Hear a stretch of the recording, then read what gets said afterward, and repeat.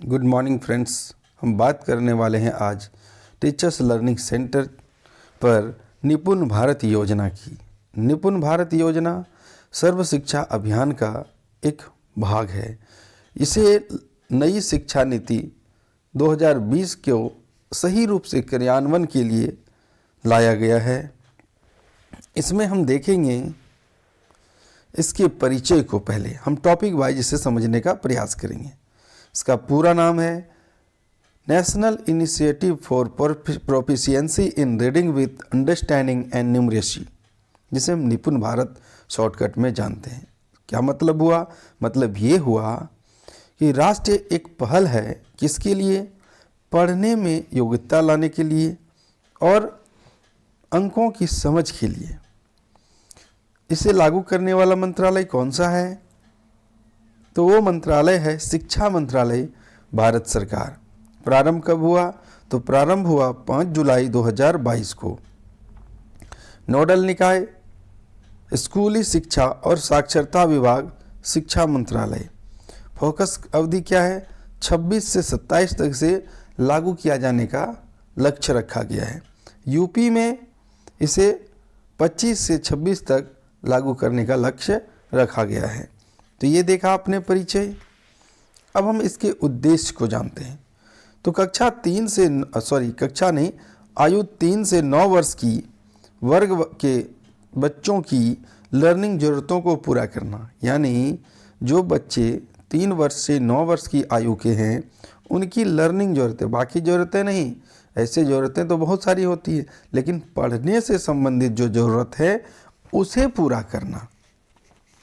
देश में प्रत्येक बच्चे के लिए अनिवार्य रूप से ग्रेड 3 के अंत तक मूलभूत साक्षरता और संख्यात्मक कौशल सुनिश्चित करना।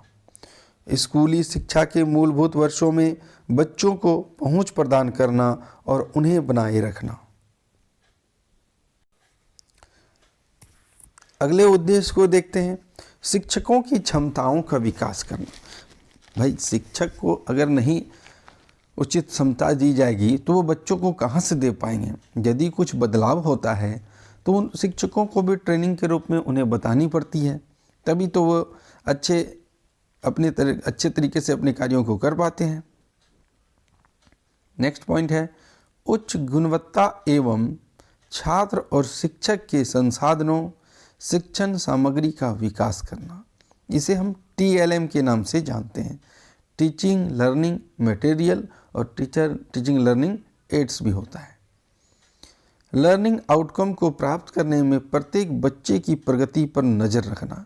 जब हम बच्चे की प्रगति पर नज़र रखते हैं, उसका डेटा रखते हैं, साल भर का उसका क्या उसमें उपलब्धि आई, क्या हर बात को, छोटी बड़ी बातों को रखते हैं, तो इसे हम पोर्टफोलियो कहते हैं, जो आपने सुना भी होगा। तो प्रत्येक बच्चे पर प्रगति पर नज़र रखना कि भाई अभी कैसा है, और जब हमने इस पर इनिशिएटिव लगाया, जब हमने इस पर कार्य करना शुरू किया तो उसमें कितना बदलाव आया। जानते हैं इसकी विशेषताओं को। तो राष्ट्रीय शिक्षा नीति NEP, जिसे ही हमने न्यू बोला था क्योंकि न्यू है भी ना इसलिए, लेकिन असली नाम क्या है? नेशनल एजुकेशन पॉलिसी 2020 के एक हिस्से के तौर पर पहल है, उसी का हिस्सा है। शुरू में हमने कहा सामाजिक आर्थिक रूप से वंचित समूह के बच्चों को लाभ पहुंचाने के लिए प्राथमिक स्तर पर विशेष ध्यान देना। खिलौना आधारित और अनुभवात्मक शिक्षा जैसी नवीन शिक्षक गतिविधियां शामिल। सभी राज्यों और केंद्र शासित प्रदेशों में राष्ट्रीय, राज्य, जिला, ब्लॉक, स्कूल स्तर पर 5 स्तरीय क्रियान्वयन तंत्र की स्थापना करना। पहला है राष्ट्रीय, दूसरा राज्य, तीसरा जिला, चौथा ब्लॉक और 5वां स्कूल। NCERT द्वारा निष्ठा national initiative for school heads and teacher holistic advancement के तहत foundation literacy and numeracy FLN, और FLN से सवाल पूछे गए हैं। FLN का फुल फॉर्म पूछा गया है, फाउंडेशन लिटरेसी एंड न्यूमरेसी। देखिए शुरुआती भाषा का ज्ञान और अंकों का ज्ञान के लिए एक विशेष पैकेज की व्यवस्था करता है। नेक्स्ट है, इसमें क्या लाभ मिलेगा? तो ये योजना लागू करने से निम्नलिखित लाभ मिलने वाले हैं। पहला है, बच्चों में मूलभूत कौशल विकास होने से ड्रॉप आउट में कमी। ड्रॉप आउट का मतलब बच्चे स्कूल छोड़ करके चले जाते हैं, बोलते हैं पढ़ाई नहीं होता है या कुछ भी कारण से, तो उसे ड्रॉप आउट कहा जाता है। तो वो अगर कौशल विकास मतलब बढ़िया से दिया जाए शिक्षा, उसे खेल खेल में सिखाया जाए तो बच्चे नहीं छोड़ के जाएंगे। प्राथमिक से उच्च प्राथमिक और माध्यमिक स्तर तक की संक्रमण दर में सुधार करना, गतिविधि आधारित लर्निंग और सीखने के अनुकूल माहौल से शिक्षा की गुणवत्ता में सुधार होगा। नेक्स्ट है, विकास के विभिन्न क्षेत्रों पर फोकस के जरिए बच्चों का समग्र विकास, समान और समावेशी गुणवत्तापूर्ण शिक्षा तक पहुंच सुनिश्चित करने में सहायक। ये सब निपुण भारत योजना के लाभ हैं। अब मैं कह रहा हूं कि जानो इसके लक्ष्य, है ना, इसके लक्ष्य को जानो। चलिए जानते हैं इसके लक्ष्य को। आपने यहाँ पर देखा, टेबल वाइज हमने बनाया है। भाषा, कक्षा क्या है? बाल वाटिका। तो बाल वाटिका में कितना भाषा के बच्चों को सीख लेना चाहिए? निर्धारित सूची में से 2 अक्षर वाले 5 शब्दों को सही से पढ़ लेते हैं। यानी बाल वाटिका में कम से कम बच्चों को 2 अक्षर वाले 5 शब्दों को सही से पढ़ लेने की क्षमता आ जानी चाहिए। गणित में बाल वाटिका में क्या होना चाहिए? 10 तक की संख्याएं पढ़ लेना चाहिए, जैसे 1, 2, 3, 4, 5, 6, 7, 8, 9 और 10, इतना उसे पढ़ लेना चाहिए और समझ होनी चाहिए। दी गई संख्याओं, वस्तुओं, आकृतियों, घटनाओं को क्रम में व्यवस्थित कर लेना चाहिए। कक्षा 1 में देखेंगे 5 सरल शब्दों 2 अक्षर वाले, यानी 5 सरल शब्द कितने अक्षर वाले? 2 अक्षर वाले से बने वाक्य पढ़ लेने चाहिए। गणित में क्या होगा? कक्षा 1 में 1 अंकीय जोड़ एवं घटाव के 75% प्रश्नों को सही हल कर लेते हैं। यानी ये सब मोटो है कि ये सब करना ही चाहिए। नेक्स्ट है, कक्षा 3 की बात करें तो अनुच्छेद यानी पैसेज को 45 शब्द प्रति मिनट के प्रवाह से पढ़ लेने चाहिए और अनुच्छेद को पढ़कर 75% प्रश्नों को सही हल कर लेना।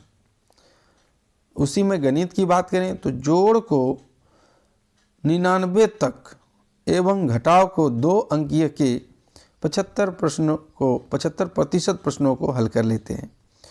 चौथा क्लास में अनुच्छेद को 60 शब्द प्रति मिनट के प्रवाह दर से पढ़ लेना और अनुच्छेद को पढ़कर 75% प्रश्नों को सही हल कर लेना।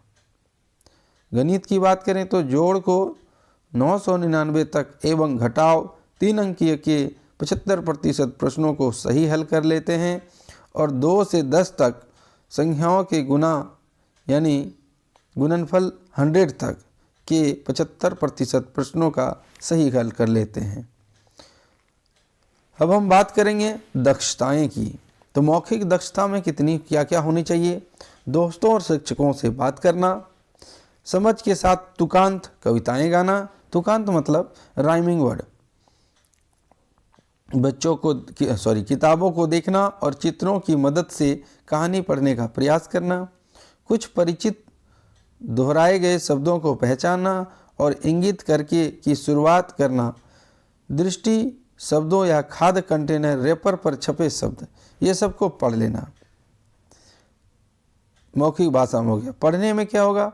अक्षरों और संगत ध्वनियों को पहचानना, कम से कम 2 अक्षर वाले सरल शब्दों को पढ़ना, खेल के दौरान पहचान वाले अक्षरों को लिखने का प्रयास करना, आत्म अभिव्यक्ति के लिए पेंसिल घसीटना या चित्र बनाना, लेखन में पेंसिल को ठीक से पकड़ना और पहचानने योग्य अक्षर बनाने के लिए उपयोग करना। और 10वां पॉइंट है अपने नाम के पहले शब्द को पहचानना और लिखना। ये सब दक्षताएं बच्चों में होनी ही चाहिए। अब कुछ प्रश्नों को देख लेते हैं जो आपके लिए इम्पोर्टेंट हो जाते हैं। तो पहला इम्पोर्टेंट प्रश्न है, निपुण का फुल फॉर्म क्या है? National initiative for proficiency in reading with understanding and numeracy. दूसरा प्रश्न है, निपुण की हिंदी फुल फॉर्म क्या है? ये तो हमने कहा था। तो राष्ट्रीय आधारभूत साक्षरता और गणना, ठीक है, राष्ट्रीय आधारभूत साक्षरता और गणना। तो यहाँ लिखा आधारभूत साक्षरता और गणना में कुशलता के लिए राष्ट्रीय पहल। देखिए इंग्लिश में आप देखेंगे उल्टा होता है, लिखावट उल्टी होती है। यहाँ पर अगर हिंदी की बात करते तो क्या लिखते हैं? राष्ट्रीय इनिशिएटिव। देखिए नेशनल इनिशिएटिव मतलब राष्ट्रीय पहल, किसके लिए? आधारभूत साक्षरता और गणना में कुशलता के लिए राष्ट्रीय पहल, ठीक है। चलिए अगले प्रश्न को देखते हैं। निपुण भारत मिशन तक का जो लक्ष्य है वो कब से कब तक के लिए रखा गया है? तो कब से जब बात करें तो 2022 से हो गया, और कब तक की बात करें तो 26 से 27 तक। बाल वाटिका से कक्षा 3 तक के 100% बच्चों में मूलभूत साक्षरता एवं संख्या का ज्ञान प्राप्त कराना। नेक्स्ट प्रश्न है, निपुण भारत मिशन में कितने साल तक के बच्चों के लिए लक्ष्य निर्धारित किए गए हैं? तो इसमें 3 वर्ष से लेकर के 9 वर्ष तक के बच्चों के लिए लक्ष्य निर्धारित किए गए हैं, जिसमें बाल वाटिका 5 से 6 वर्ष, कक्षा 1 6 से 7 वर्ष, कक्षा 2 7 से 8 वर्ष और कक्षा 3 8 से 9 वर्ष तक। अगला प्रश्न है, निपुण भारत मिशन में किन कौशलों की बात कही गई है? तो ये कौशल है समझ के साथ पढ़ना, लिखना, शैक्षिक गणना के काम और जीवन के बुनियादी कौशल। अगला प्रश्न है, निपुण भारत मिशन कब लॉन्च किया गया? तो निपुण भारत मिशन 5 जुलाई 2022 को, ठीक है, ये 21 नहीं होगा, ये होगा 22। स्कूली शिक्षा एवं साक्षरता विभाग, शिक्षा मंत्रालय, भारत सरकार द्वारा लॉन्च किया गया। तो ये थे कुछ इम्पॉर्टेंट जानकारियाँ निपुण भारत योजना की। उम्मीद करता हूँ आपको अच्छा लगा होगा। अगर अच्छा लगा तो आप हमें कमेंट करके ज़रूर बताएं कि नहीं ये अच्छा लगा, इसी तरह के टॉपिक और हमें चाहिए, मैं आपके लिए ज़रूर लाऊंगा। और अगला वीडियो हमारा आएगा प्रश्न उत्तर सीरीज का, जो हमने चलाया हुआ है यूनिट 1 का, उसी का। उम्मीद करता हूँ वीडियो अच्छा लगा। कृपया सब्सक्राइब करके बेल आइकन दबा दें। जय हिंद।